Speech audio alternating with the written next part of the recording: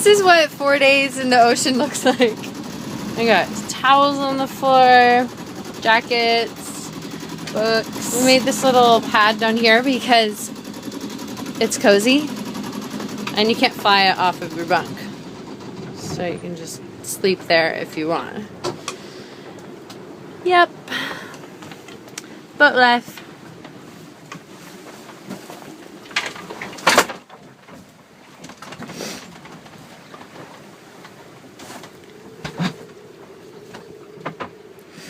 Soaking wet, cold, frustrated.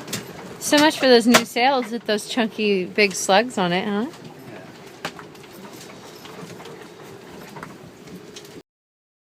Yeah. You want to eat dinner? Yeah, can you cook in this? I don't know.